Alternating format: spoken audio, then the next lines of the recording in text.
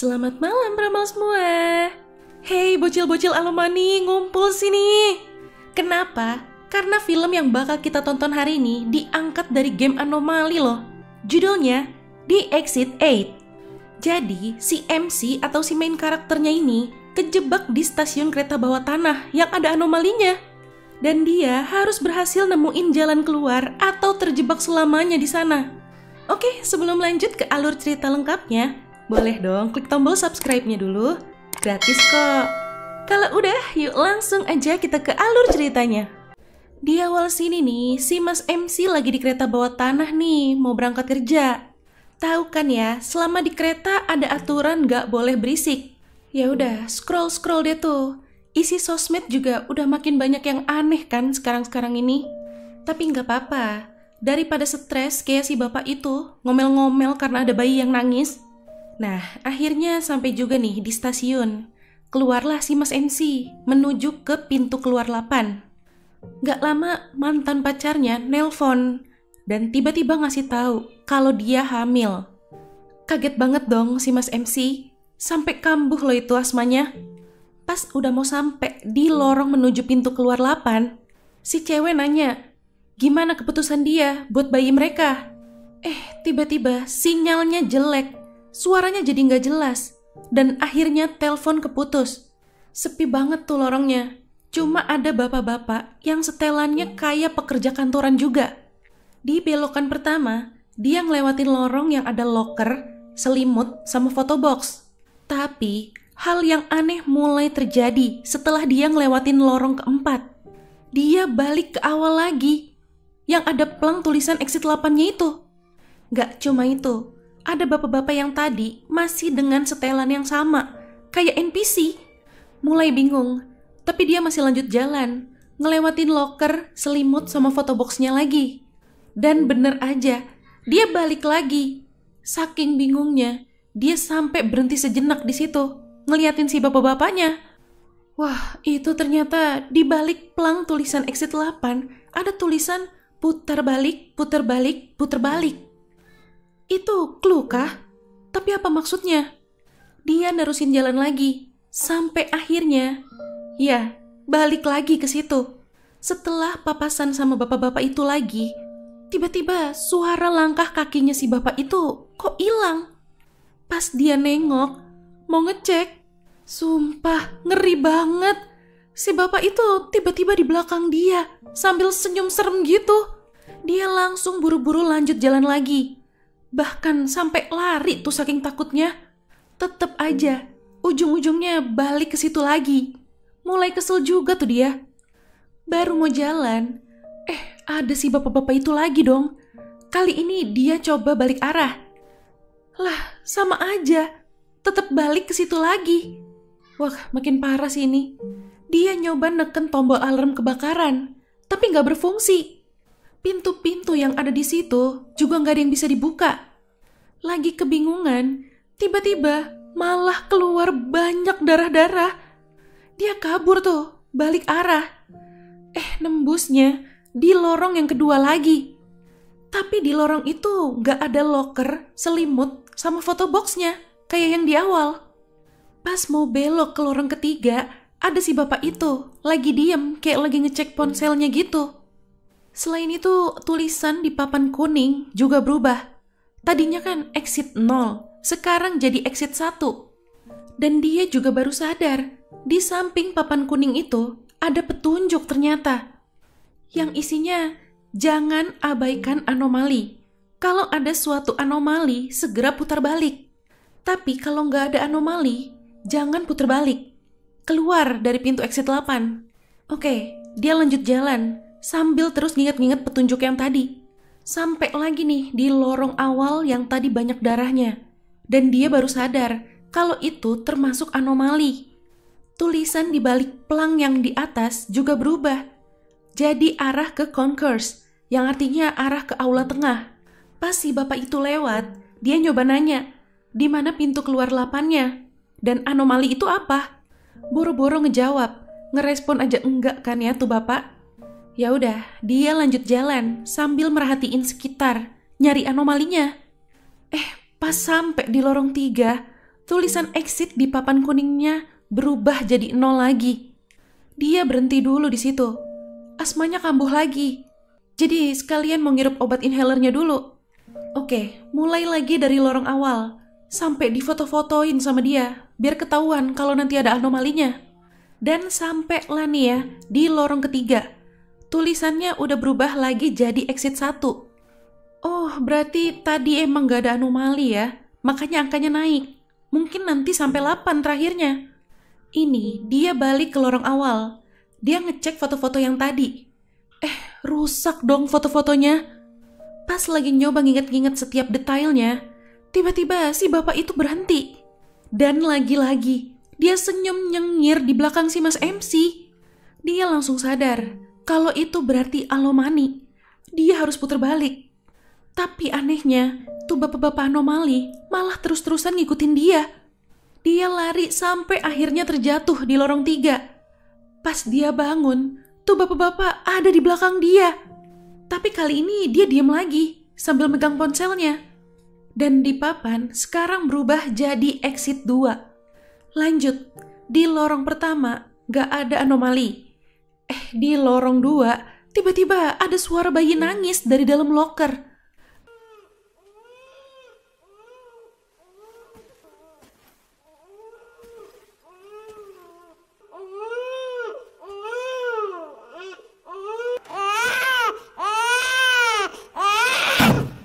Apa yang ada di dalam loker itu, si Mas MC kelihatan kaget banget dan langsung puter balik. Berhasil, dia bener lagi. Angka exitnya udah naik jadi 3 sekarang. Oke, mulai lagi. Yang bikin lebih kasihannya tuh ya, karena dia punya penyakit asma. Ya kasihan aja, kecapean kambuh. Kalau kaget atau panik banget juga bisa kambuh. Di putaran keempat ini, ternyata ada anomalinya. Semua mata yang ada di gambar bisa gerak ngikutin.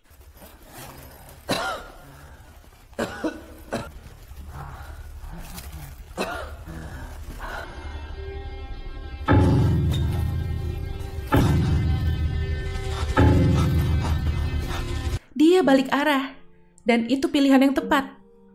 Terus dia langsung lanjut ke putaran kelima. Putaran kelima aman. Pas di putaran keenam, si Mbak mantan nelpon lagi. Ya udah, ngobrol sambil lanjut jalan deh tuh dia.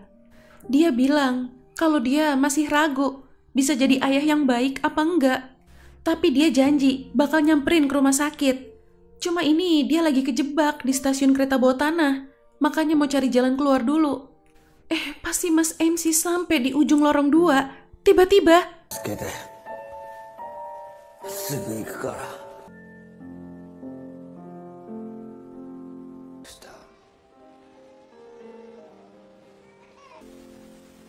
sempet nongol sosok si Mbak mantannya itu di belakang dia, tapi dia nggak nyadar.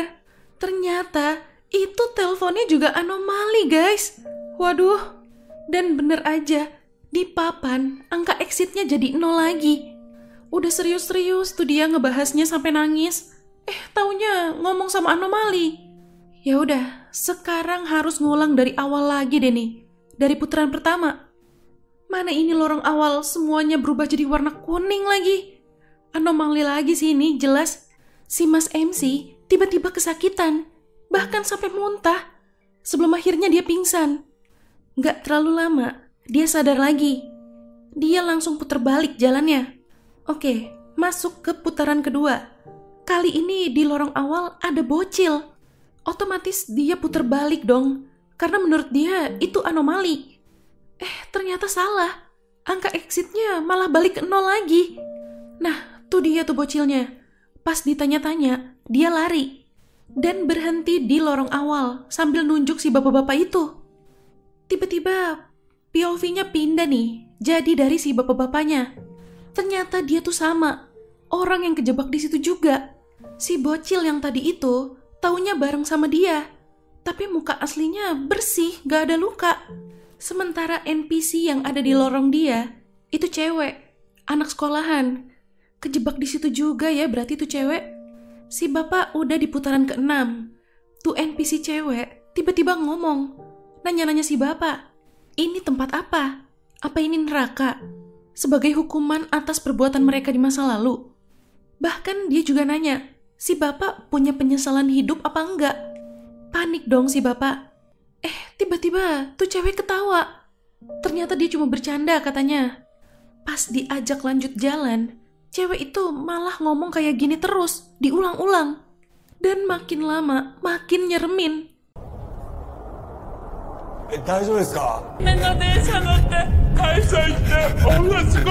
Si bapak kabur balik arah.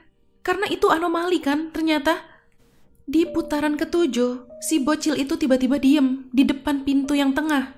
Tanpa ngecek, si bapak langsung narik si bocil. Biar cepet lanjut. Udah dikit lagi kan soalnya. Pas sampai di lorong 3, angka exitnya balik lagi ke 0.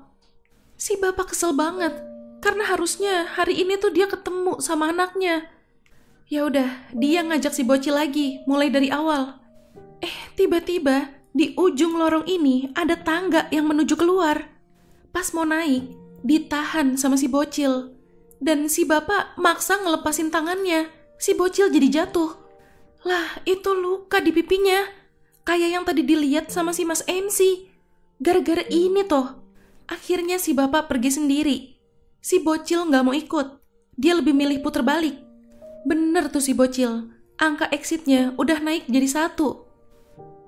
Nongol tuh si bapak. Jadi NPC di lorong dia. Gara-gara dia mau nyoba narik si bapak, dia jadi berbalik arah. Angka exitnya jadi 0 lagi dong. Tiba-tiba kedengeran ada suara teriakan. Yang ternyata itu teriakannya si Mas MC tadi kan. Dia kabur dan berhenti di tengah-tengah lorong awal, tempat di mana mereka ketemu. Berarti yang tadi sama si bapak itu tuh semacam kilas balik ya. Ini baru alurnya maju lagi. Baru putaran pertama, udah gagal lagi. Si Mas MC nggak nyadar, pelang yang di atas itu tulisannya berubah. Oke, mulai lagi nih. Putaran pertama sama kedua berhasil. Karena si bocil lebih teliti dari dia. Nah, di putaran ketiga ini mulai aneh-aneh lagi. Tiba-tiba lampunya padam.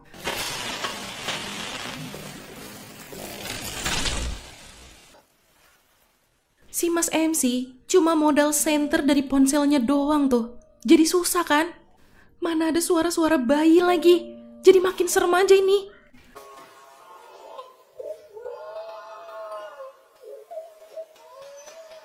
Pas dia nyenter ke pelang atas, banyak tikus-tikus alomani.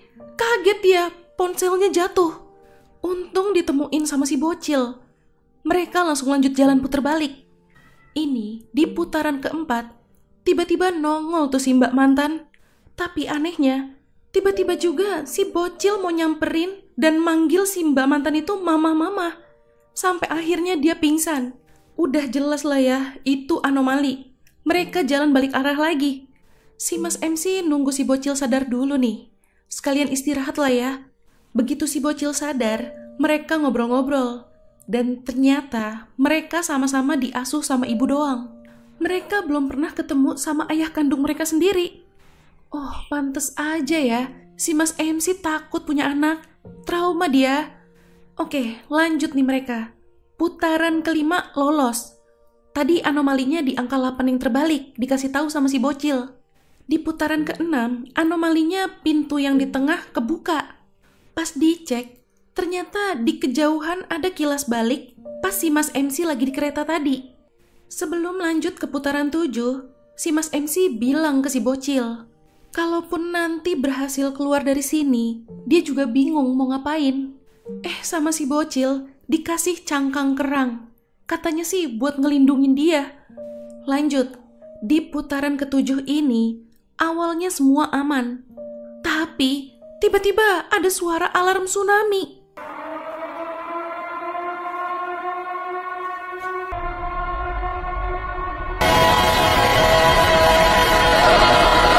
Dan gak lama, muncul airnya.